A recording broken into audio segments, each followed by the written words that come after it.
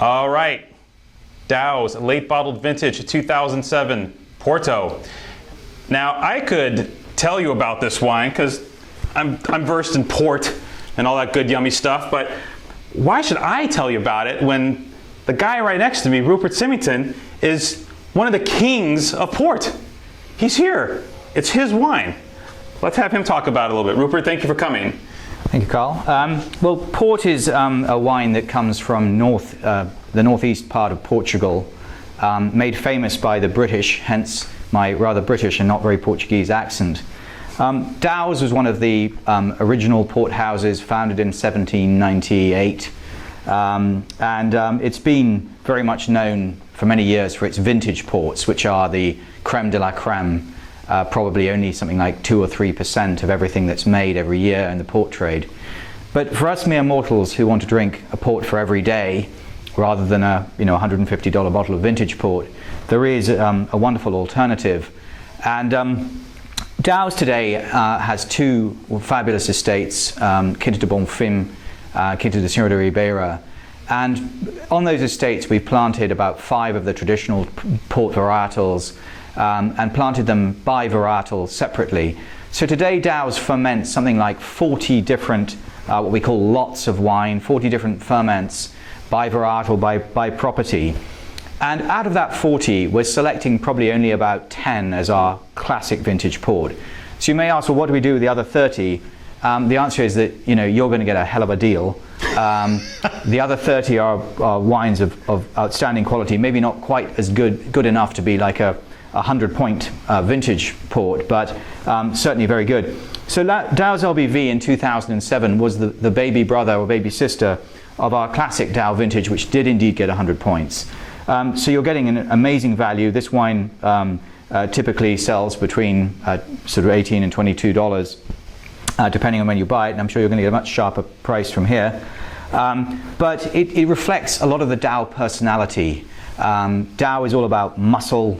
It's pure, the extract of Douro sunshine, grapes grown in very, very dry conditions with minute yields, probably only about 2 or 3 bunches of grapes per vine. So the vines are putting all their oomph into like very few grapes. Now, the whole concept of LBV, like Rupert, when you go into this process at the start, do you know kind of what's going to be LBV in us? Now, you talked earlier about the lots and such, but you have a pretty keen idea early on?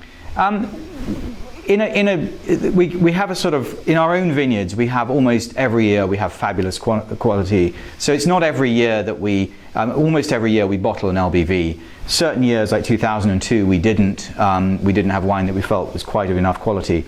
But whereas with vintage port, we only do it about every 3 or 4 years, with Dow's LBV, we do it almost every year. So this is probably, almost the best wine you're getting from Dow's at that's always available. In a grape vintage, is a selection for the LBV a bit more painful, knowing that it's going to be going down the line? And that is generally true. Is there a tug of war amongst you and the rest of the Symingtons? Kind of like, well, oh my gosh, what are we going to do? I have to say, if we hadn't made the 2007 Dow, the LBV would have been a little bit better, but not significantly. Okay. But in terms of production, we're talking really quite a modest quantity here.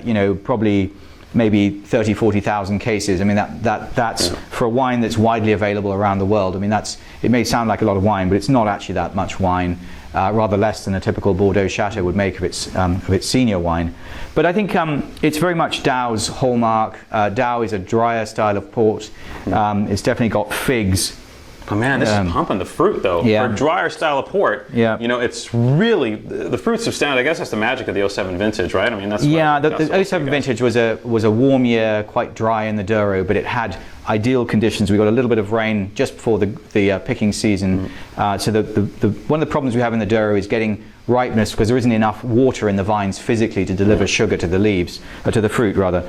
And that in 07 all worked well. We had a nice bit of rain at the end of September, and we started harvesting beginning of October in perfect conditions. So when it's late bottled, how much later is it bottled in conventional port? So the vintage port will be bottled after about 20 months in the oak barrels. We use seasoned oak barrels. We don't want to impart any vanilla flavor to the wine, just allow it to settle down.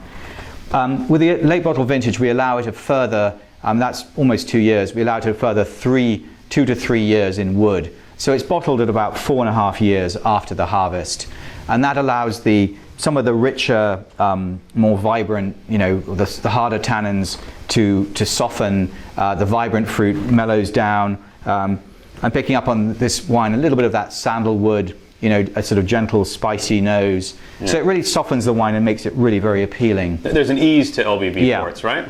And I think what we've picked up today is this lovely fresh acidity.